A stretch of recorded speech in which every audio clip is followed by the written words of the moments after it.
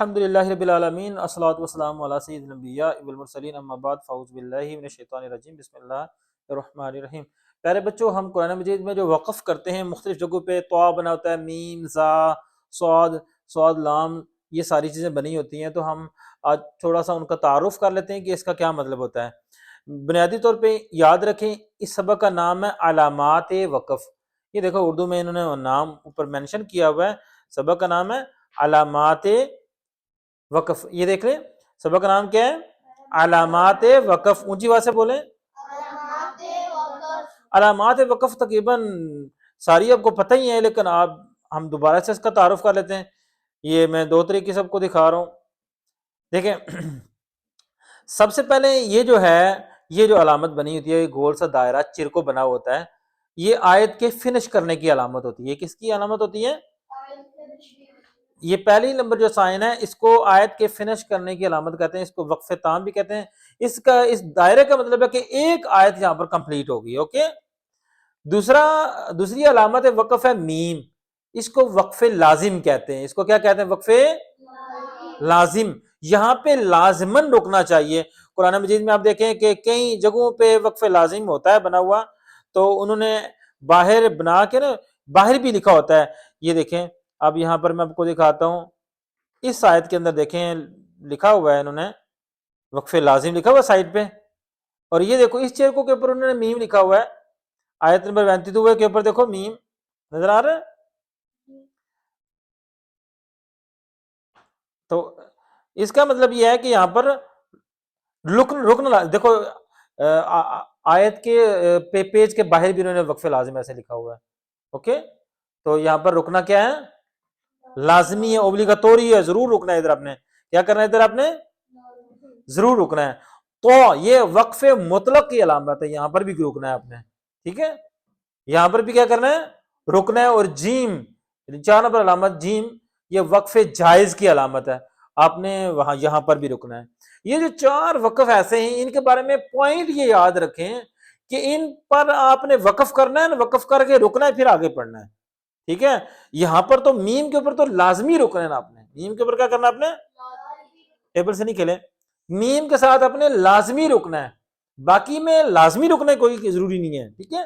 لیکن آپ نے کیا کرنا ہے؟ مناسب یہ ہے کہ آپ ان 4 جگہوں پہ وقف کریں، اور وقف کرنے کے بعد آگے سے آپ ابتدا کریں، اگلے پیج سے، اگلی جگہ سے آپ شروع کر لیں۔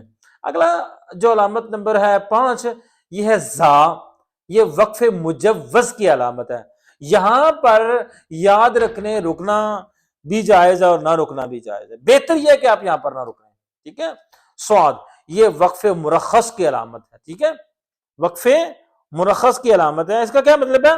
کہ یہاں پر آپ نے ملا کر پڑھنا ہے، یہاں پر کیا کرنا ہے آپ نے؟ جہاں پر بھی یہ سواد آئے گا نا، تو اس کا مطلب ہوگا پیچھے سے اگلی آیت کے ساتھ ملائیں اس کو، ٹھیک ہے۔ یہ اگر سواد لام اور بڑی یہ سلے بنا ہوا ہے اس طرح، تو یہاں پر کہتے ہیں کہ ملا کر پڑھنا بہتر ہوتا ہے۔ اس طرح کا وقف جب آپ کو 7 نمبر وقف آپ کو نظر آئے نا، تو یہاں پر کیا کہتے ہیں کہ یہاں پر آپ نے ملا کر پڑھنا ہے، وصل یعنی کہ ملا کر پڑھنا بہتر ہوتا ہے۔ اور آگے آ جاتا ہے صل، یعنی ملا کر پڑھو۔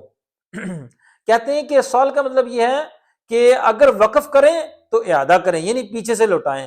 جب آپ نے یہاں پر صل لکھا ہوا ہوگا نا، ٹھیک ہے، تو اس کا مطلب یہ ہوگا اگر آپ نے یہاں وقف کیا نا، تو وقف کرنے کے بعد آپ نے پھر پیچھے سے دوبارہ ملا کے پڑھنا ہے۔ سمجھ آ رہی ہے ابراہیم؟ قوف کا مطلب یہ ہے قیل علیہ الوقف، ٹھیک ہے، یعنی بعض کے نزدیک یہاں پر وقف ہے۔ کچھ لوگ جب بھی آپ کو قاف لکھا ہوا نظر آئے نا، تو جو بھی جنہوں نے بھی تجوید کے رولز بنائے ہیں نا، تو وہ کہتے ہیں کہ یہاں پر رکنا کیا ہے؟ رکنا بہتر ہے، رکنا کیا ہے؟ اور ان 4 پر ضرورت کی بنا پر وقف کر کے آگے سے ابتدا کریں، یعنی یہ 4 ہم نے پڑھ لیے نا، 5 6 7۔ اگر آپ نے یہاں پر رکے ہو تو رکنے کے بعد آپ وقف کر کے آگے سے شروع کر سکتے ہو۔ پھر آ رہتا ہے نمبر 10، یہ لکھا ہے سین سکتہ۔ تو سکتہ تو آپ نے پڑھا ہوا مدنی قاعدے کے اندر۔ سکتے کا مطلب یہ ہوتا ہے کہ آپ کی سانس تو ٹوٹ جائے، سانس نہ ٹوٹے لیکن آواز جاری رہے، تھوڑی دیر آپ نے آواز کو روک لینا ہے، یعنی سانس نہ ٹوٹے، آپ کی آواز تھوڑی دیر کے لیے روک لیں، سانس توڑے بغیر، آہل پیچھے ہو، سانس توڑے بغیر آپ آواز کو کیا کریں؟ آپ کو آواز کو تھوڑی دیر بند کر دیں، جس کے وقیل من راق آتا ہے قرآن پاک میں، تو اس طرح کر کے ہم نے اس کو پڑھنا ہوتا ہے۔